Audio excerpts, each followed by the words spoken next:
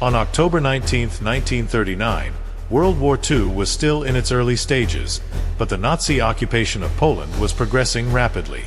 The war in Poland had already concluded earlier in the month, but this day was marked by a critical event: the formal annexation of western parts of Poland into Nazi Germany.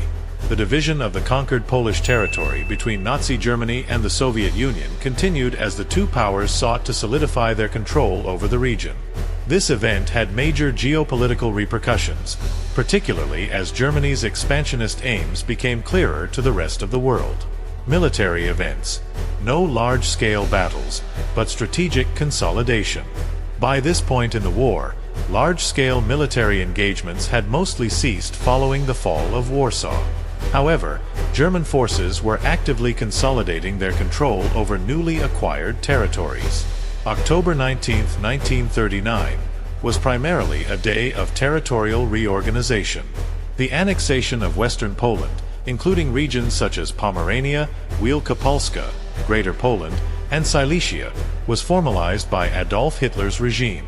These regions were not simply occupied, they were absorbed into the Third Reich, which marked a significant moment in Nazi Germany's territorial expansion. This day also saw the beginning of harsh occupation policies. German forces and civilian authorities began the systematic Germanization of the annexed regions, which included the expulsion of Polish citizens and the settlement of ethnic Germans in their place. This brutal process foreshadowed the larger ethnic cleansing policies that would later culminate in the Holocaust. Diplomatic and geopolitical developments. A turning point for neutral nations. The formal incorporation of these Polish territories into Germany sent shockwaves across Europe and the rest of the world. It further solidified the reality that Germany was pursuing aggressive territorial expansion, ignoring previous diplomatic agreements, including the Non-Aggression Pact with Poland.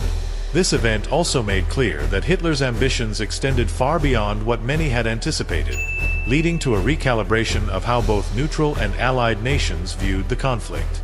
In the Soviet Union, Stalin's regime continued its parallel occupation of eastern Poland.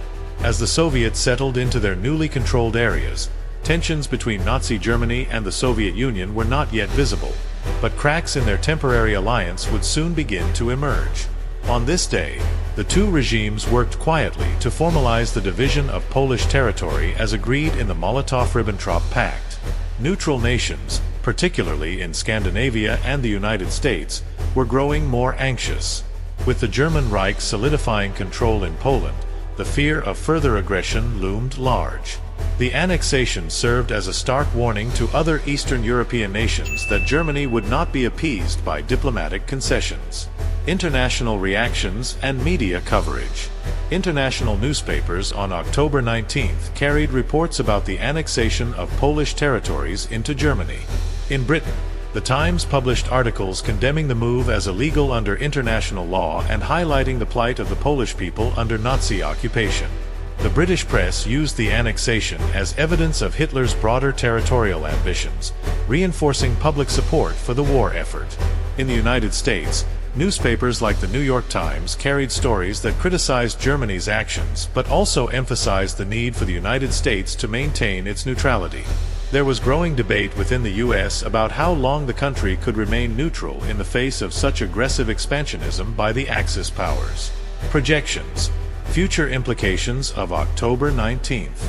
The events of October 19, 1939, were a significant step in Nazi Germany's efforts to reshape Europe.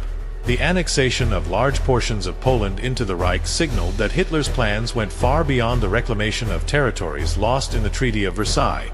He aimed for a much broader reconfiguration of Europe. The policies of Germanization that began on this day would have devastating consequences for millions of Poles and Jews, as the Nazis sought to remake the region in accordance with their racial ideologies. The geopolitical repercussions of this annexation were also far-reaching. Neutral nations, particularly in Scandinavia and the Balkans, increasingly recognized that they might be next on Hitler's agenda.